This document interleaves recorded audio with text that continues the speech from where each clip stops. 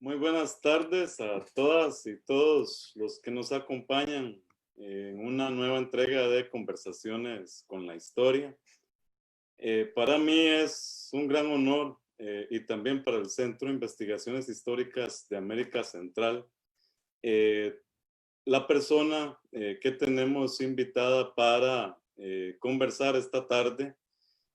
Nos divide varias millas, kilómetros de distancia, pero siempre ha estado cercano a nuestro centro y ha estado cercano a la historiografía centroamericana y a las luchas populares vinculadas con la historia del Istmo Centroamericano. Me refiero al profesor Jeffrey L. Gould, quien en estos momentos es Distinguished Professor en el Departamento de Historia en la Universidad de Indiana. Es una de las categorías en la academia estadounidense más altas para un académico. El profesor Gould es uno de los más reconocidos latinoamericanistas, especialista en Centroamérica, reconocido dentro de Estados Unidos y fuera de los Estados Unidos. Ha tenido diversos premios y galardones durante su carrera como historiador. Incluso ha sido ganador de uno de los fellows del Institute for Advanced Studies de Princeton, uno de los fellows con mayor fama a nivel de la Academia de los Estados Unidos, pero también ha sido fellowship de la John Simon Guggenheim y también de la Rockefeller Fellowship in Humanities. Y también ha sido profesor invitado en diversas universidades, últimamente en la Escuela de Altos Estudios de París. Jeff, como le decimos, quienes lo conocemos y más quienes hemos sido sus estudiantes, ha trabajado la historia social centroamericana, los conflictos étnicos y también la violencia política por un largo periodo. Tiene varios libros, cada uno de ellos ha sido una piedra de toque en la historiografía centroamericana. Su primer libro fue sobre las movilizaciones campesinas en Chinandega durante la época somocista, y ese libro cierra con un interesante capítulo sobre el presente en aquel momento, los vínculos, las relaciones, tensiones entre los campesinos y la revolución sandinista. Luego Jeff desarrolló una conceptualización de mestizaje que luego se volvió muy común en los estudios históricos y antropológicos de América Latina y fuera de América Latina, concibiendo el mestizaje como un mito en el sentido de Roland Barthes. Y él trató de explicar en este segundo libro, To Die in This Way, él trata de explicar cómo la sociedad nicaragüense, especialmente los indígenas de la montaña, llegaron a perder su identidad étnica durante el siglo XX y la forma en que fueron convertidos en nicaragüenses. Luego Jeff entró en una serie de nuevos proyectos que involucraron la edición de un libro gigantesco que se llama Memorias del Mestizaje, que desarrolló con Charles Hale y Darío Uraque, otros dos centroamericanistas muy reconocidos en Estados Unidos. Y desde finales de los 90 comenzó a estudiar El Salvador y ha escrito dos importantes libros sobre El Salvador. Uno que explora la masacre o matanza de 1932, tanto en nuevos términos de la agencia de identidad política de quienes llevaron adelante la revolución de enero de 1932, como la forma en que este evento caló en las memorias y reapareció en las memorias de campesinos y campesinas salvadoreños durante todo el siglo XX, y la forma en que se recontextualizó ese evento durante la guerra civil en la década de 1980. También vinculado con eso, Jeff produjo el documental Cicatriz de la Memoria, El Salvador 1932, que quienes estén interesados pueden conseguirlo en YouTube. Pero también está en el Museo de la Imagen y la Memoria, la página web de este museo del Salvador. Luego, Jeff ha producido otro libro sobre El Salvador recientemente, un texto que se llama Solidaridad bajo sitio, el movimiento laboral salvadoreño 1970-1990, que fue publicado por Cambridge University Press el año pasado y que esperemos que pronto la pandemia deje que se publique también en español. Junto a este trabajo, Jeff desarrolló otros dos documentales. Uno, La Palabra en el Bosque, que es un documental que explora las comunidades de base salvadoreñas en la década de los 70. Y el otro, Puerto Triunfo, que es un largometraje impresionante que se refiere a trabajadoras y trabajadores de este puerto salvadoreño durante los 70s y 80s. Desde el nacimiento de este gran movimiento hasta su desaparición, desde su época de oro hasta los momentos terribles de persecución por parte del terrorismo de Estado. Y Jeff, bueno, ha publicado muchísimos artículos, como para mencionarlos ahorita. Para mí es especialmente importante tenerlo acá porque gracias a una suerte que yo he tenido, me he topado en mi vida y en mi carrera con gente que me ha hecho, me ha impactado profesionalmente.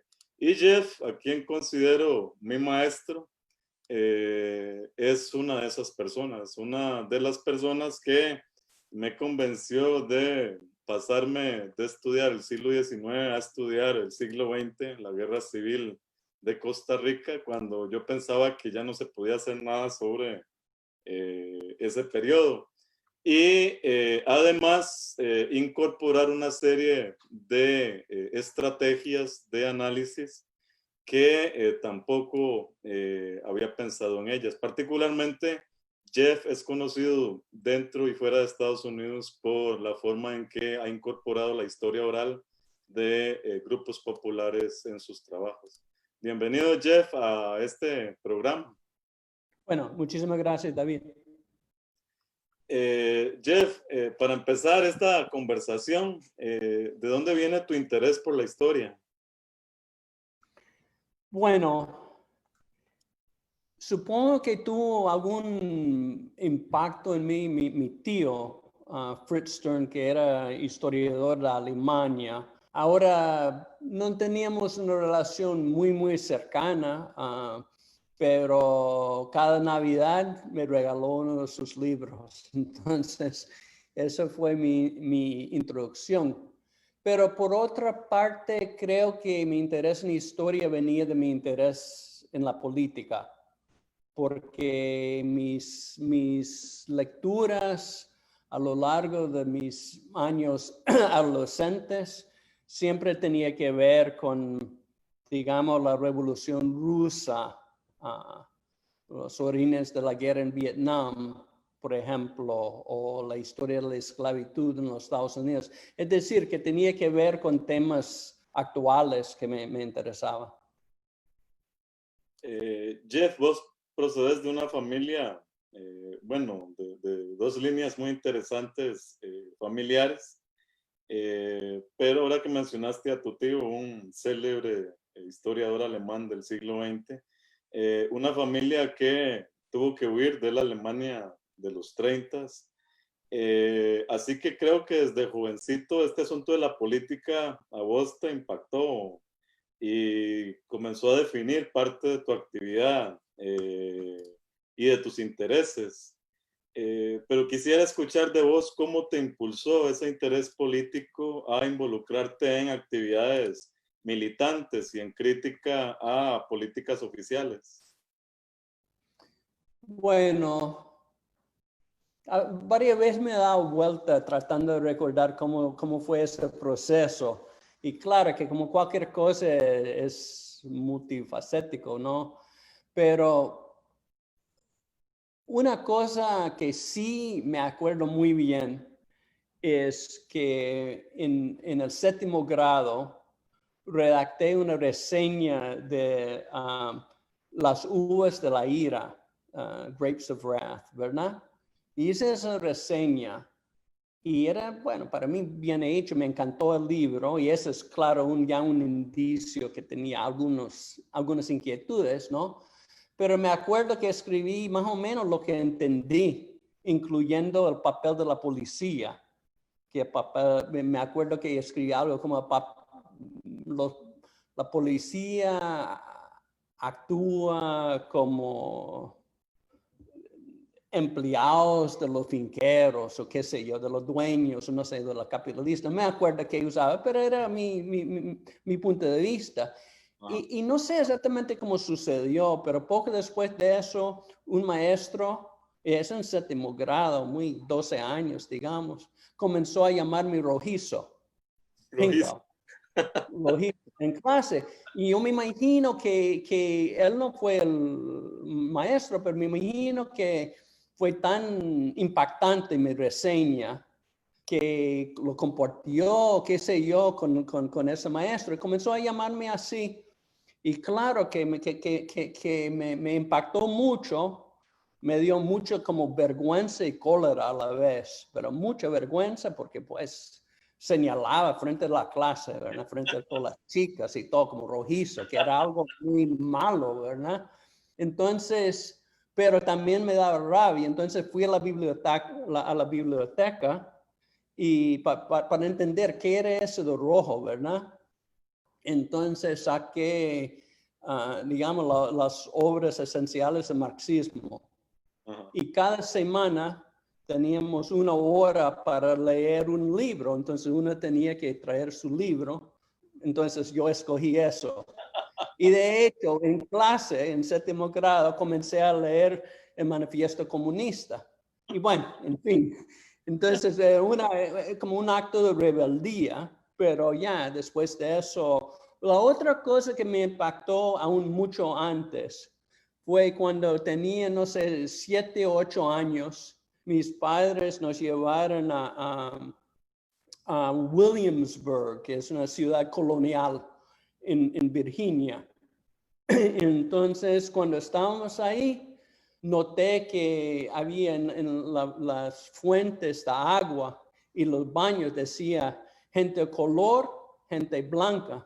Entonces le pregunté a mis padres de qué es eso, ¿verdad? Entonces me dijeron, me explicaron, era para mí chocante, tan chocante que, bueno, hasta este momento me acuerdo como si fuera ayer. Y más o menos en esa época comenzó, digamos, el movimiento de derechos civiles. Entonces pregunté qué significa eso, porque tenía como 9 años, 7, 8. Entonces pregunté, ¿qué es eso? Entonces me explicaron y hice la conexión con esa cosa tan horrible de las fuentes de agua y los baños. Entonces, bueno, cosas como eso me metió en cierto camino, ¿no? Sí, parece Básicamente. que hacían muchas preguntas pequeñito y preguntas incómodas para la gente. Sí.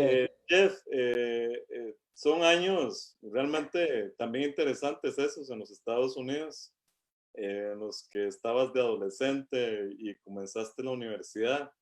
¿En qué medida y cómo te afectó 1968, esta revolución juvenil de la que también has escrito? Bueno, 68, bueno, ya para 68 tenía ya varios años de una forma u otra, no así de compromiso lleno, pero participaba en manifestaciones y bueno, trabajaba en contra de la guerra en Vietnam. Entonces ese era mi compromiso con el movimiento en contra de la guerra. Y entonces en 68, por es una especie de suerte, estuve en Colombia, no como estudiante, pero bueno, llegué ahí. De hecho, estaba tratando de hacer un documental, que es un poco extraño porque después de eso pasó 30 años antes de comenzar otra vez a hacer un documental. Pero en ese momento estaba trabajando con alguien, estábamos haciendo un documental, pero me metí de lleno en el movimiento en Colombia, donde hubo una ocupación de 5 edificios por 1,000 estudiantes durante una semana, terminando con un gran redado de la policía y, bueno, arrestándonos todos, ¿verdad? Entonces, ese fue un momento, esos 7 días en el edificio fue muy impactante para mí porque era un momento en que experimenté eso de que todo el mundo, bueno, compartía las cosas, todo el mundo tenía un compañerismo muy como elegante, es decir, que era una cosa que realmente, claro que no era todo así como siempre había tensiones, de hecho había tensiones entre los dirigentes máximos del movimiento y la gente de base, eso sí hubo. Hubo otras clases de tensiones también, hasta cierto punto raciales, pero por otra parte me acuerdo que de ese salimos en una manifestación en Harlem, el famoso barrio negro, y caminamos por las calles de Harlem y todo el mundo aplaudiéndonos, ¿verdad? Era una cosa porque una parte de la lucha tenía que ver con un gimnasio que la universidad está por construir un territorio dentro de un parque que básicamente pertenecía a la gente de Harlem. Entonces era toda una experiencia bastante maravillosa, ¿verdad?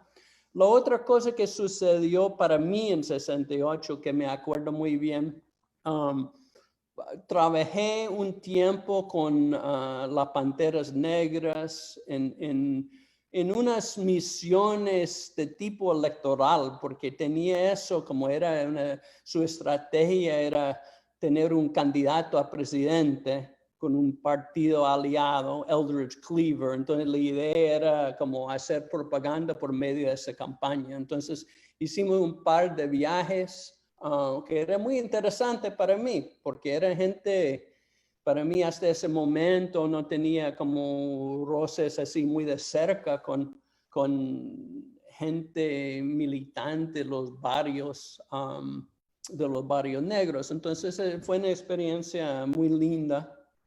Y una cosa que siempre me voy a recordar, una experiencia personal, aunque esas historias podríamos dilatar mucho tiempo en esa, pero solo una notita sobre mi madre, ¿verdad? Porque una vez regresamos de Syracuse, New York, en unos, no sé, qué sé yo, 200, 300 millas de la casa. Entonces estamos llegando como a las 2 de la mañana. Y yo estaba manejando y estaba muriéndome de sueño. Entonces le dije a los compañeros Panteras Negras, mire, mi casa no está lejos de aquí, entonces vamos ahí a pasar la noche porque no puedo seguir. Ellos vivían en Brooklyn, que quedaba otra media hora más, ¿verdad? Entonces fuimos ahí, entramos y ellos se acostaron por el piso, en las alfombras, en el sofá, por toda parte, en la sala, ¿verdad? Y todos vestidos en su uniforme como militar, ¿verdad? Chaqueta negra, boina negra, todo eso, ¿verdad? Pantalones negros. Y ahí, por la mañana, temprano, mi madre se despertó, entró ahí, vieron todos esos panteras negros en el piso, ¿verdad? Entonces preparó desayuno y dijo, bueno, ustedes deberían ser amigos de Jeff. ¿Verdad? Pero bueno, pero muy así, totalmente abierto. Bueno, entonces pasamos a otra. Eso fue mi 68, pues, básicamente. Jeff, pero yo te he escuchado decir que estabas tan impregnado de esta idea de que iban a refundar la sociedad, de que en términos incluso de cursos en la universidad y demás, tu visión era que eso no importaba tanto porque ya la sociedad nueva estaba a la No, vuelta sí. de la esquina. No, de acuerdo. Me acuerdo el primer día de clase. Fui a un profesor de, sí, sí, un profesor de economía. Entonces, había un marxista en el departamento de economía y estaba dando un curso pero avanzado en marxismo. Entonces, no podía entrar en esa clase. Entonces, fui donde el jefe de departamento o el encargado de los estudios y le dije, mire, quiero tomar ese curso porque aunque es para avanzados, bueno, en primer lugar, he leído algo de marxismo, pero también le dije, pero porque dentro de 2 años ya no voy a estar aquí. Entonces, ¿por qué? Bueno, voy a hacer estoy haciendo la revolución, ¿no? De hecho, después de 2 años ya no estaba ahí, pero bueno, en fin, regresé años después, pero sí, sí. Sí, no, esa fue mi actitud totalmente, ¿verdad? Prepararme intelectualmente por lo que tenía que seguir. Sí, tú tenías la idea de desarrollar una carrera militante y organizando trabajadores y trabajadoras. Sí. Lo que no entiendo es cómo llegaste a Italia en 1971. Si Sí. es como que te persiguen ese tipo de cosas o son coincidencias históricas muy particulares. Bueno, diría que interesante. Bueno, en primer lugar, aunque no tenía todo planeado, pero apliqué por no sé qué de la universidad, no me acuerdo de detalles, para hacer un estudio en el extranjero individual. Entonces, mi programa era para estudiar Gramsci, Antonio Gramsci, y iba a estudiarlo en lo que llamaba el Instituto Gobetti. Gobetti había sido un compañero, no marxista, pero un compañero de Gramsci, y había un Instituto Gobetti en Torino, en Turín. Entonces, ese fue mi plan. Y quería ir, por un lado, porque me fascinaba Gramsci. Había tomado un curso con Eugene Genovese, que eran uno de los primeros historiadores, primeros académicos norteamericanos influenciados por Gramsci. Y entonces pensé, bueno, voy a hacer eso, pero también me acuerdo que me sentí muy deprimido por bueno, por la situación norteamericana, por digamos, básicamente el fracaso de la nueva izquierda. Aunque todavía estaba en auge en cierta forma, yo lo veía como fundamentalmente sin futuro y en el 70. Entonces pensé, bueno, quiero ver otra cosa, ¿verdad? Quiero ver un mundo donde realmente importa el movimiento obrero. Entonces por eso fue. Y la experiencia allí en Italia con los trabajadores, ¿te vio otro mundo o reafirmaste esta condición problemática de organizarse ya, digamos, en los 70s?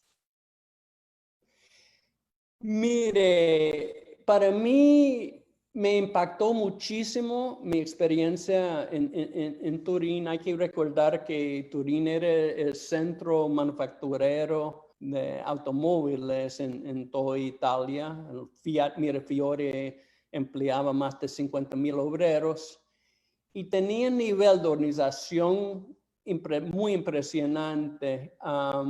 Y lo que sucede fue un momento políticamente interesante en el sentido de que por un lado existía mucha efervescencia dentro de la clase obrera en Turín y estaba encontrando su manera de organizarse autónomamente. Y quiere decir, fuera del control del Partido Comunista, de PC, y también fuera del control de los sindicatos y en cierto momento también rompieron con la izquierda extraparlamentaria.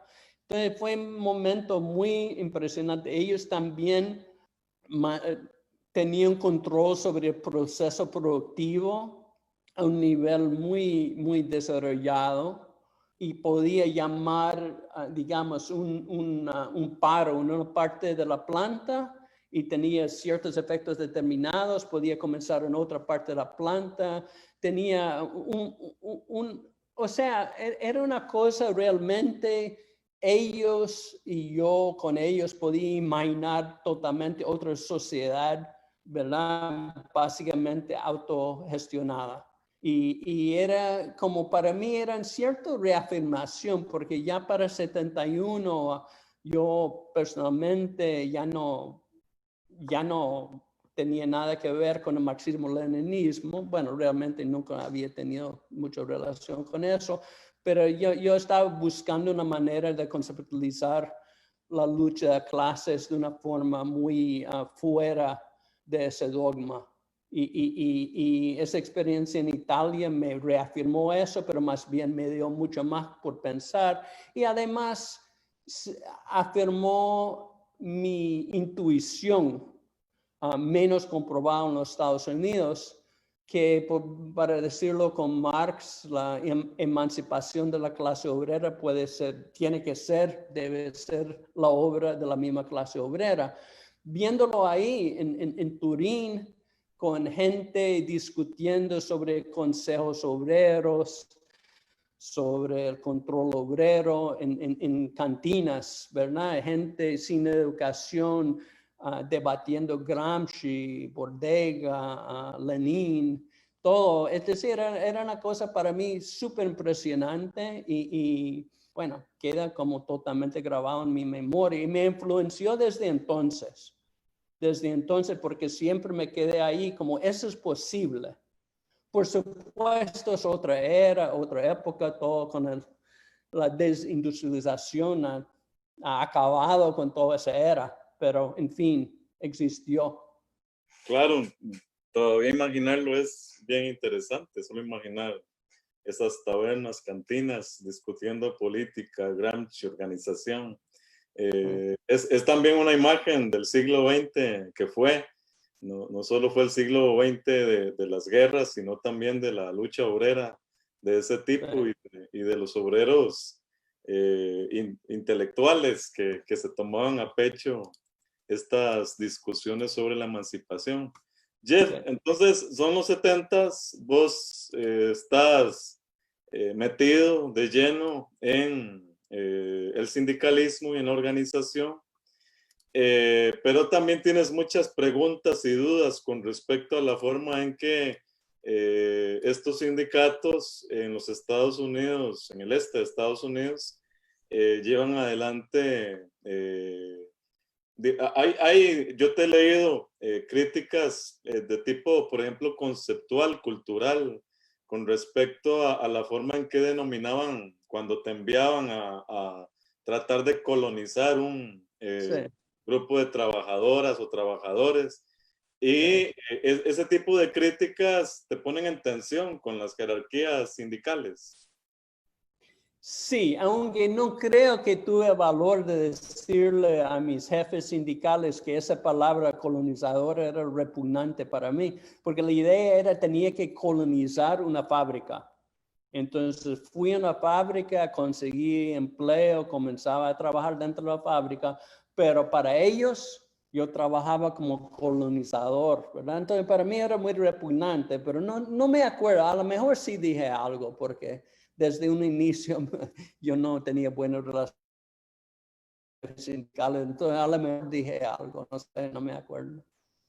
Sí, pero tuve choques con ellos sobre cualquier cosa y en parte tenía que ver con esa jerarquía, porque no era solo una jerarquía para mí, pero también era jerarquía para las bases sindicales donde existían. Pero también así como su actitud jerárquica, ¿verdad? Su actitud de que, bueno, no se podía confiar en los obreros. Siempre me decía eso. No deberías equivocarte, no puedes confiar en los obreros. Entonces yo pensaba, bueno, ¿cómo vamos a hacer algo si no se puede confiar? De hecho, sí, Y yo creo que estamos haciendo buenas cosas, pero sí encontré un obstáculo constantemente de parte de ellos. Tengo que decir, es como un poco irónica, una de esas ironías tristes de la historia en los Estados Unidos, es que en esa época todavía había grandes posibilidades para el avance del movimiento sindical. Y de hecho, para mí era muy importante porque también era el único sitio de lucha en que se podía vencer hasta cierto punto el racismo. Es decir, que donde yo trabajaba en varias fábricas, siempre había como, digamos, grupos, por ejemplo, en esa fábrica donde estaba hablando, había puertorriqueños, de hecho, ticos, polacos. En otra fábrica donde trabajaba y había jamaiquinos, italianos, de toda parte. Y ahí cuando trabajaban juntos, no existía esa clase de tensión, ni conflicto, ni nada de eso. Entonces, claro, que fue una experiencia particular. Por supuesto, en otras partes a lo mejor había más tensión de esa clase, pero para mí era esa gran posibilidad existía. Pero en ese momento, digamos, las dirigencias del movimiento sindical eran muy problemáticas en su gran mayoría, ¿verdad? Ahora, años después, décadas después, es al revés, que ya el movimiento sindical es muchísimo más progresista en todo sentido. La diferencia es que es muy débil, ¿verdad? En ese momento, cuando yo trabajaba, era potencialmente muy fuerte. Ahora es sumamente débil, pero tiene liderazgo muchísimo más progresista y mucho menos corrupto. Sí. Bueno, muchas personas, colegas, nos siguen por la transmisión en Facebook. Brenda Álvarez de Guatemala, que siempre está con nosotros, un saludo, y también a Mario Salazar. Y de Guatemala, José Rodolfo Keffer pregunta por el documental de Jeff sobre El Salvador. Tiene dos, como mencionamos, Cicatriz de la Memoria. Puedo decir rápidamente. Yo creo que a esas alturas el Museo de la Palabra y la Imagen tiene los 3 documentales en castellano y ahí están disponibles en el sitio web del Museo de la Palabra y la Imagen. Ese es el nombre correcto. Al inicio yo lo confundí un poco. Entonces sí, 3 documentales, hay 2 en el Museo de la Imagen y la Palabra, que son Cicatriz de la Memoria y La Palabra en el Bosque. Creo que ahora Puerto Triunfo ya está. También, ok, excelente. Entonces Puerto Triunfo también lo pueden conseguir allí. Jeff, ¿cómo surgió entonces tu interés por la historia centroamericana de este sindicalista del este de Estados Unidos que se radicaliza y también estudia la clase obrera italiana? ¿Cómo das el paso para Centroamérica? Bueno, es la respuesta más fácil. Me enamoré de una tica, ¿verdad? Entonces, que estaba trabajando en la fábrica que estaba tratando de colonizar. Y aquí está todavía conmigo 40 años después. Lo siento, dice que no. Muchas gracias. Eso fue fácil. Entonces venimos a visitar que nos quedamos 4 años entre 78 y 82 y por supuesto durante esa época había esa gran efervescencia en Nicaragua y me llamó mucho la atención y de hecho pude estar en Nicaragua el 20 y 21 de julio hasta la primera semana de agosto de 79. Por la segunda semana de agosto no me acuerdo. Y claro que en ese momento me impactó muchísimo la revolución, pero también me acuerdo una frase, ¿verdad? Que estaba trabajando con una compañía de televisión holandesa solo por estos días, ¿verdad? Y tuvimos que ir a entrevistar gente buscando los restos de sus queridos, ¿verdad? Que habían sido asesinados por la Guardia Somocista en los últimos meses. antes del triunfo. Y entonces me acuerdo que platicando tratando de entrevistar a una mujer que estaba llorando mucho, por supuesto, y me causaba mucha pena eso. Su hermano le dijo, componente su nombre, ¿verdad? Hermana, que la gente tiene que conocer nuestra historia.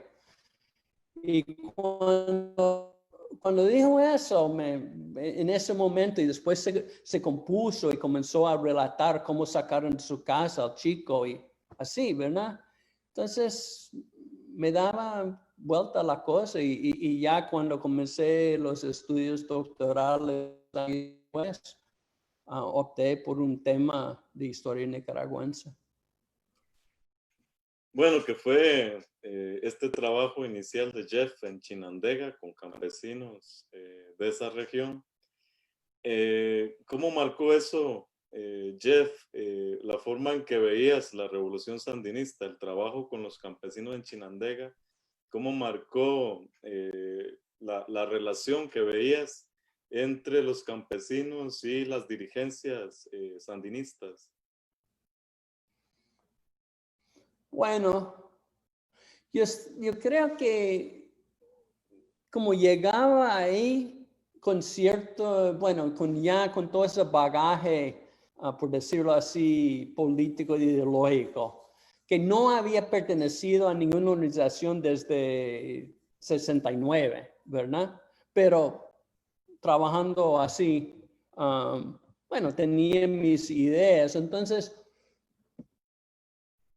tal vez siempre estaba viendo esa problemática entre la dirigencia y las bases y siempre creyendo que había más posibilidad, dándole más libertad a las bases de crear sus propias estructuras, organizaciones, manejar sus propias luchas.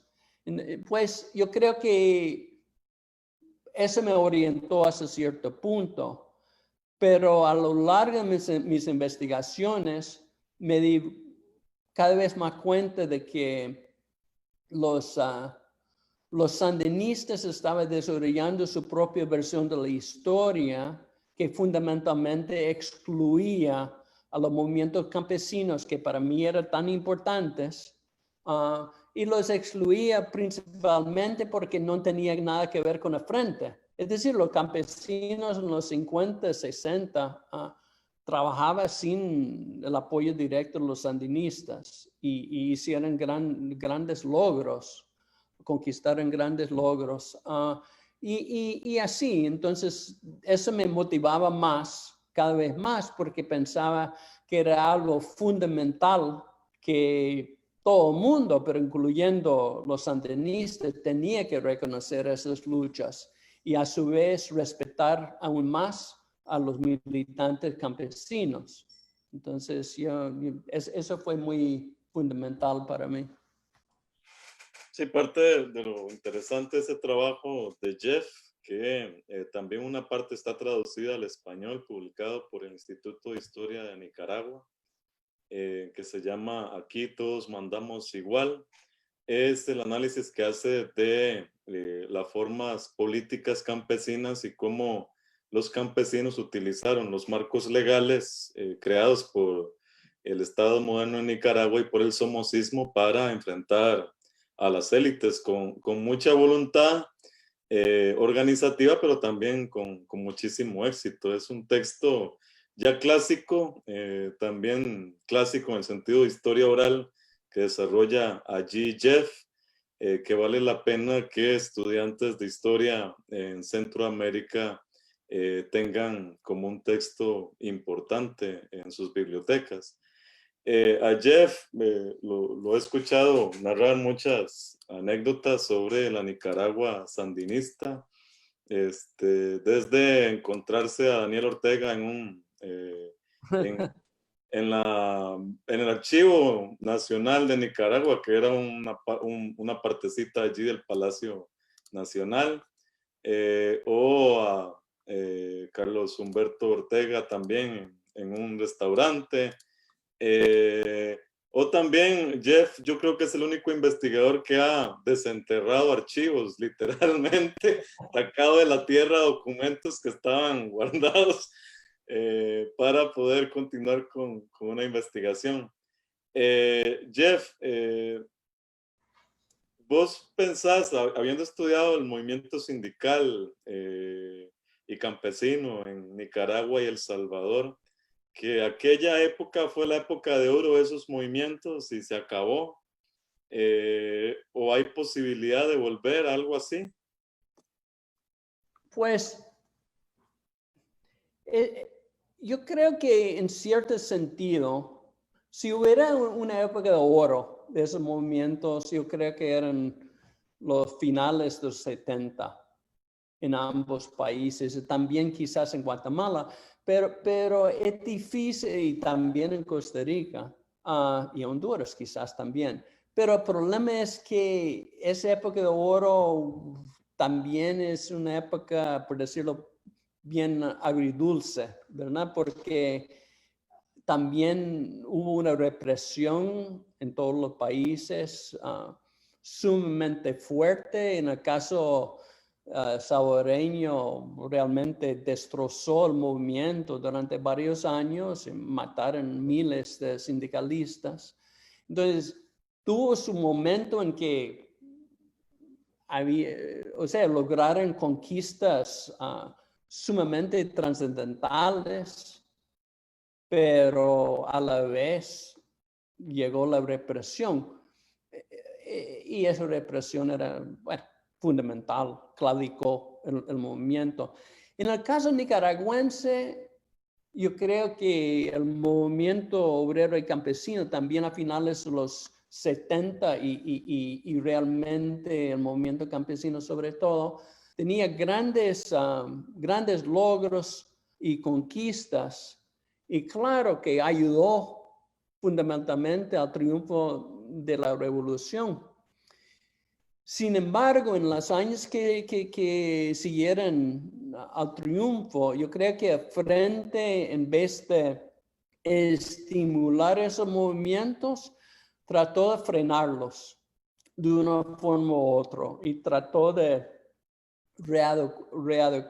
readecuarlos a las necesidades percibidas por ellos de la revolución. También, por ejemplo, buscando su alianza con la llamada burguesía nacional, previniendo la contrarrevolución y todo eso. Entonces, también ya para esa época, bueno, existía, pero en otra forma. No es, o sea, no quiere decir que no hubo grandes avances para la gente campesina, sobre todo durante la revolución. Sí hubo, pero había otra vía que no seguía, una vía en que iba más, un desarrollo más pleno, más libre, más de la base, ¿verdad?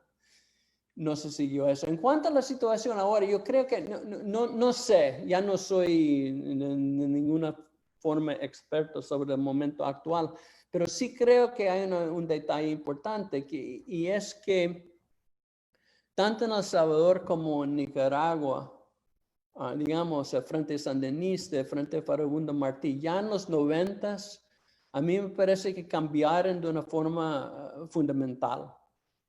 Y un aspecto de ese cambio fue su desvinculación con los movimientos sociales, los movimientos de base. Una desvinculación y un desprecio, diría yo, ¿verdad? Entonces, y eso llega al colmo, creo que cuando ya entra en el poder otra vez, Nicaragua en 2007, El Salvador entra por primera vez el Frente Farabundo Martí en 2009, ellos no tienen una política de promoción de los movimientos sociales, sobre todo el movimiento sindical. Tenían esa gran ventaja. Históricamente los gobiernos progresistas, desde Roosevelt en los Estados Unidos hasta la España republicana y muchos otros casos que se puede citar, cuando hay ese gobierno progresista, es como para nivelar la cancha de la lucha de clases, ¿verdad? Nivelarlo para que puede ganar, así, avances, puede avanzar el movimiento obrero. Y en el caso de Nicaragua y El Salvador, cuando hubo esa chance, no resultó para nada. No, a mí me parece que no hubo interés ya en eso. Muy diferente que los finales de los años 70. Bueno, pensando en los 70, Jeff, vos desarrollas dos conceptos muy interesantes en tus últimos trabajos.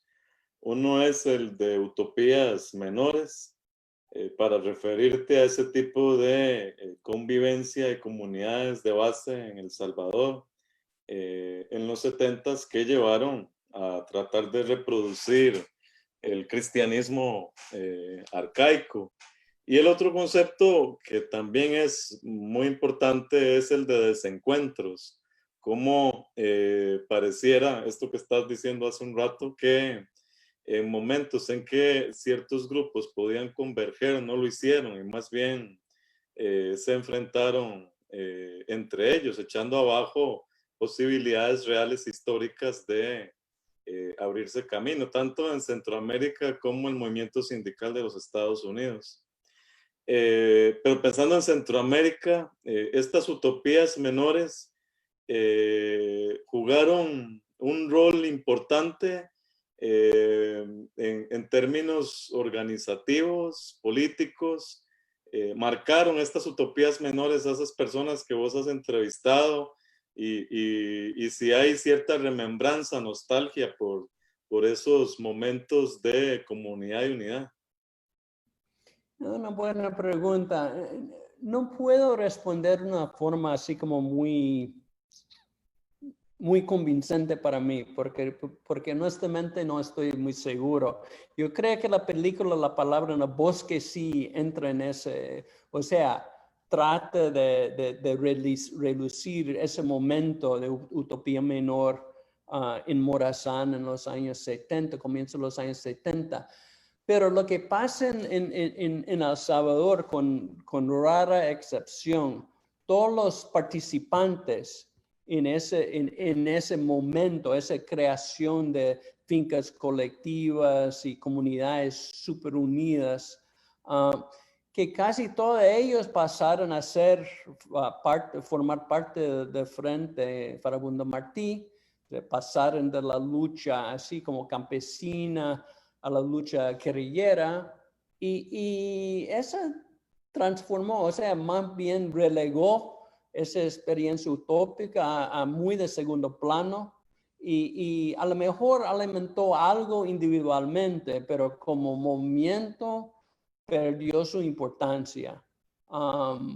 Y en Nicaragua, en los momentos parecidos en Nicaragua, creo que la misma cosa, el mismo proceso sucedió con los sandinistas y no tenía que ver directamente con ellos, no tenía mucha importancia. Un saludo a Harold Leandro y a Ronnie Viales, también colegas que nos acompañan en la transmisión vía Facebook Live. Jeff, quería preguntarte cómo viviste la caída del muro de Berlín y luego de la Unión Soviética.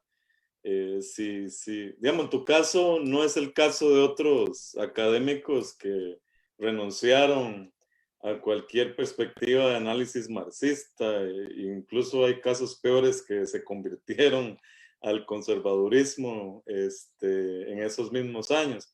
Vos has seguido insistiendo en desarrollar historiografía desde abajo, desde los grupos subalternos, desde los más necesitados.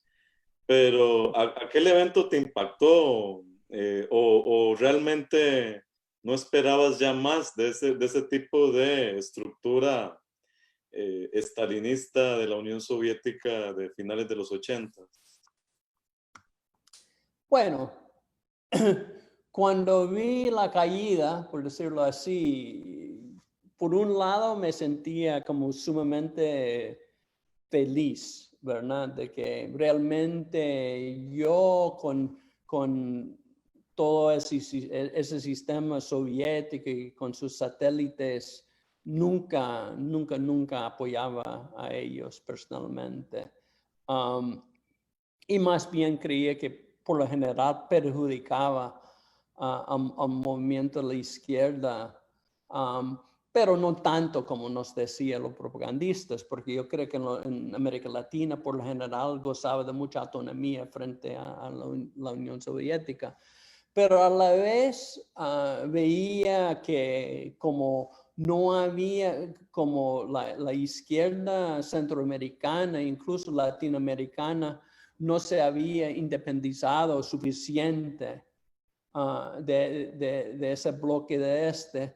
Entonces veía que no iba a tener una respuesta muy sólida frente a lo que iba a venir, y se sabía que iba a venir. Yo me acuerdo que yo viví en Nicaragua todo el año 90, de finales 89, a comienzos de 91, y yo me acuerdo que después de las elecciones, así viajando, ya era totalmente todo cambió de quién viajaba, ¿verdad? Entonces ya venía todos los grupos evangélicos, todos los hombres en primera clase, con saco y corbata, es decir, que era una cosa rápidamente cambiado.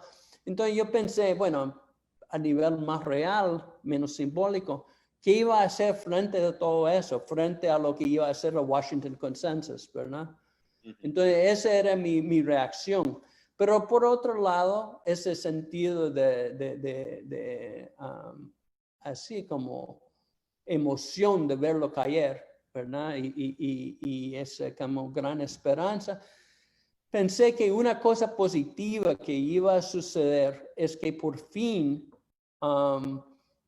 podía dejar atrás, digamos, el uso de la Guerra Fría en contra de la izquierda. Es decir, sin Guerra Fría, la izquierda podía existir como tal y sin tener que sufrir su vínculo con, digamos, el bloque de este. Entonces yo veía eso con cierto optimismo, y todavía lo veo así, porque como por ejemplo cuando hay movimientos reales, ¿verdad? Movimientos de base real, es difícil atacarlos como comunistas. Eso casi no significa nada, porque antes significaba solo lo que tenía que ver con la Unión Soviética o con Cuba. Entonces es otro mundo con otras posibilidades, creo. No creo que se ha aprovechado suficiente, pero es una cierta liberación. La liberación de esa identificación con el bloque soviético que para mí era siempre negativo. Muy interesante. Jeff, pensando en los documentales, ¿cuánto es el documental te ha hecho cambiar la forma de desarrollar la explicación histórica? Si has dado algún giro de tuerca con respecto a pensar esto como un libro y pensar esto como un documental, ¿eso cuánto cambia al historiador frente al documentalista? Bueno, te digo, al inicio no veía la contradicción con el primer proyecto. Incluso peleamos mucho Santiago, quien trabajaba conmigo, que es director del Museo de la Palabra y la Imán, porque él pensaba que yo estaba viendo las cosas demasiado como un libro, como un académico. Y hasta cierto punto tenía razón, pero yo lo atacaba como lo estaba viendo como periodista, ¿verdad? Entonces tuvimos ese pleito, pero era un pleito fructífero, una discusión fructífera. Yo creo que el problema es que se pierde algo con el documental. Hay que eliminar ciertos matices, pero yo siempre así encontraba existe una tensión constante en tratar de ofrecer una interpretación abierta. O sea, esa es la meta. Yo creo que la meta en el libro académico, pero en el libro académico, en el artículo, siempre hay la expectativa que uno va a ofrecer la interpretación, ¿verdad? Y aunque tratamos de ser lo más abierto posible, siempre hay, digamos, esa expectativa. Entonces van a decir que, esa es la interpretación de David Díaz, ¿verdad? Pero en fin, en el documental uno tiene el lujo hasta cierto punto de dejar las cosas más abiertas a veces, ¿verdad? Y retar más bien al espectador de encontrar su propia explicación. Yo creo que es un ideal potencial que marca cierta diferencia entre el documental y el trabajo estrictamente académico. Y hay otros detalles que se puede presentar en una película que quizás se puede hacer si uno es un escritor magnífico, ¿verdad? Ofrecer el mismo nivel de textura y todo, pero yo no tengo esa capacidad y creo que hay muy pocos que la tengan, ¿verdad? Que ofrecer la textura social, vivencial, que haya, que se puede ver en un documental que en un libro, ¿verdad? Entonces hay ventajas y desventajas, ¿verdad?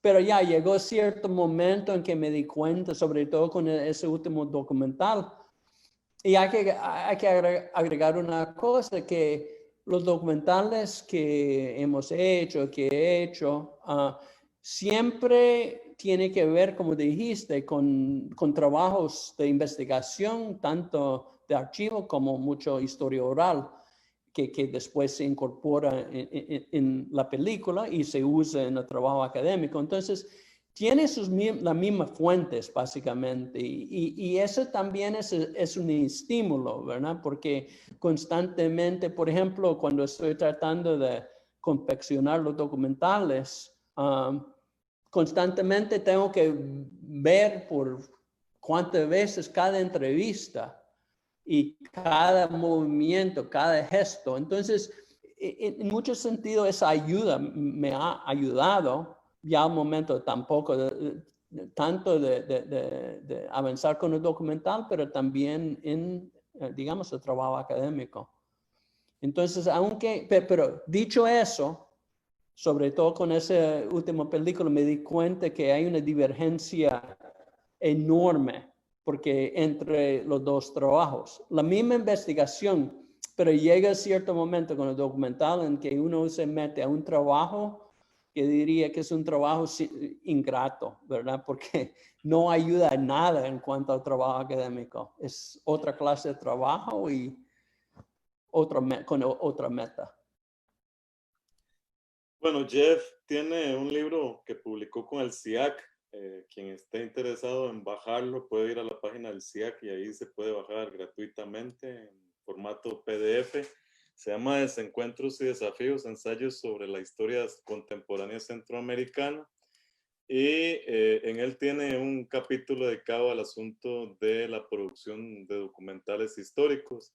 Hay otros trabajos de Jeff que se han publicado en Costa Rica y que estamos tratando de que puedan ser reeditados, particularmente una versión todavía un poco arcaica de su libro To Die in This Way, que fue publicada en Costa Rica gracias al apoyo de Víctor Hugo Acuña,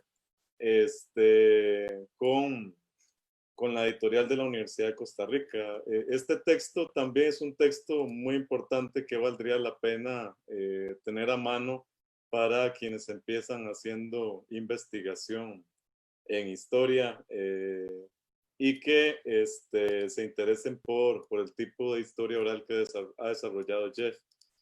Jeff, ya para terminar, digamos, vos empezaste hablando de las uvas de la ira y cómo desarrollaste un ensayo con ese texto siendo un jovencito. Y puña, hoy uno lee Las uvas de la ira y prácticamente se encuentra con situaciones similares alrededor del mundo, no solo por la COVID-19, sino probablemente porque la COVID-19 encontró al mundo en una reforma neoliberal muy fuerte. Y no tenemos, pensando también en tus otros contextos, a Ronald Reagan en los Estados Unidos, pero así a Donald Trump, que parece una versión peor que la de Reagan en los 80s. Y muchos ascensos de grupos conservadores y fascistas y nacionalistas en Europa, Estados Unidos y América Latina. Es decir, se parece mucho al mundo que vio la crisis del 29 y los 30. ¿Cómo se puede? Esta pregunta te la robo de un ensayo tuyo, Jeff. ¿Cómo se puede combatir y desde dónde a ese monstruo neoliberal global? Sí. Bueno, honestamente no tengo respuesta, pero mi argumento, sobre todo, digamos, la joven izquierda de los Estados Unidos, que es mucho mejor bajo un gobierno de Biden que otro gobierno de Trump. En pocas palabras, aunque repudio muchos políticos de Biden y muchas ideas de Biden, creo que sería mucho más favorable a esa clase de resistencia. Ahora, dicho eso, bueno, con Trump, a saber qué haría en cualquier momento frente a cualquier movimiento popular en América Latina. No se puede confiar en él, pero creo que en ese sentido tampoco en Biden, dependiendo de las influencias que tiene, ¿verdad? Porque claro que hay una ala progresista del Partido Demócrata que es cada vez más fuerte y va a tener cada vez más influencia, como Bernie Sanders, Ocasio-Cortez y esa gente. Ahora, yo creo que ese es un detalle importante. Con referencia a Reagan, creo que la diferencia es que Reagan, o sea, su política hacia América Central fue una política devastadora para el pueblo centroamericano, creo yo, ¿verdad? Mi opinión. Con Trump, quién sabe, que yo creo que es muy brutal su trato de los centroamericanos, un trato brutal en la frontera, no cabe duda. Pero la diferencia creo que aunque, digamos, quizás las raíces del apoyo de Trump están en la época de Reagan, yo creo que el movimiento de apoyo a Trump es mucho más peligroso que el movimiento que apoyaba a Reagan. Sí, Mucho más fanático sí, y mucho más violento. sí, es cierto. Deprimente, te digo. Sí. Sí. Bueno, yo le agradezco muchísimo a Jeff. Con Jeff Igual, vamos a hablar varias horas, pero incluso le hemos quitado tiempo porque tiene que dar clases en un no, rato. ya lo vi antes, está bien, nada. No, ha sido muy interesante y es un poco así como divertido recordar un poco de la historia de uno, ¿verdad? Porque estaba comentando a mi compañera Tika, ¿verdad? Que en el momento en que uno vive eso, por ejemplo, todas mis experiencias que conté cuando tenía 18 años o 20 y pico años, en ese momento, o en Nicaragua, nunca pensé, bueno, un día voy a recordarme de eso, que va a ser así. Nunca, siempre es el momento, ¿verdad? Uno está viviendo. A veces uno piensa, bueno, es un momento importante, pero nunca piensa, bueno, un día esa va a ser historia. No, nunca pensaba eso. Sí. Es el lujo que tenemos los ancianos, ¿verdad? Bueno, Jeff, realmente muchísimas gracias, como siempre, por todo tu trabajo sobre Centroamérica. Lo otro que hay que reconocer es que Jeff, todo lo que ha escrito en inglés también ha tratado de publicarlo en español. Es uno. Sí, de hecho, David, ese libro va a salir, está por publicarse en México, de UNAM, y creo que va a haber una coedición en El Salvador, pero estoy seguro que se puede pedirlo desde México. Bueno, Ya está por salir. excelente noticia, Jeff. Eso está mejor que la política, entonces. Y bueno, este es un texto muy importante, ¿no? Lo digo tratando de ser objetivo, pero este libro de Jeff sobre Puerto Triunfo es más que sobre Puerto Triunfo, es sobre la revolución o el movimiento social en El Salvador, porque Jeff hace un análisis en perspectiva global de cómo las transformaciones que se produjeron en los 80s vinculadas con el consenso de Washington, desarrollo del neoliberalismo, afectaron tanto estas pequeñas sociedades centroamericanas como a nivel global.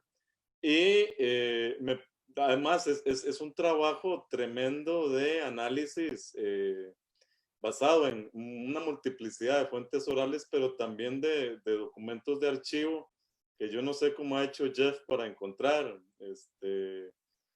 Hace un rato decía como anécdota que uno los encontró en Nicaragua volando pala en un patio y algunos de estos otros en El Salvador también parece difícil que hubieran sobrevivido. ¿Puede interrumpirte un momentito sobre esto para que entiendan ese palo en Nicaragua?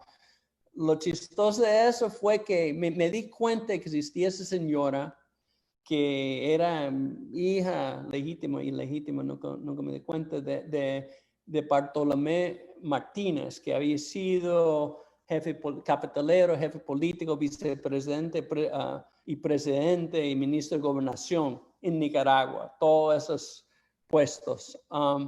Y ella supuestamente había guardado todos sus archivos de todas esas experiencias. Y era la Matagalpa, precisamente, donde desarrollaba el grueso del estudio sobre, digamos, la cuestión del mestizaje, la resistencia indígena.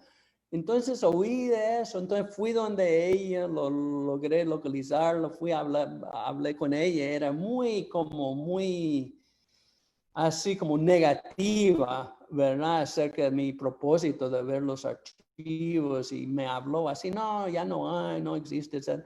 Pero bueno, persistía, así como varias veces la visité y por fin me confesó que de hecho la había enterrado por miedo a los sandinistas. Entonces tuve que persuadirla que yo no era nada sandinista y iba a protegerlo y todo eso. Entonces, bueno, ahí están bajo tierra. Entonces, eran todos un saco de azúcar, ¿verdad? Todo un montonazo de saco de azúcar y tenía que consultarlos ahí en su salita ahí. Bueno, toda una historia. Sí. Pero resultó. Sí. Resultó, sí, es un texto muy importante ese sobre los indios de Matagalpa. Jeff, muchas gracias por habernos acompañado. Igual, gracias a todos los oyentes. Y gracias Espero verlos en Costa Rica dentro de poco, ¿verdad? Ojalá. Nos vemos a quienes nos han acompañado en otro programa de Conversaciones con la Historia, un trabajo que realiza la dirección del Centro de Investigación Histórica de América Central.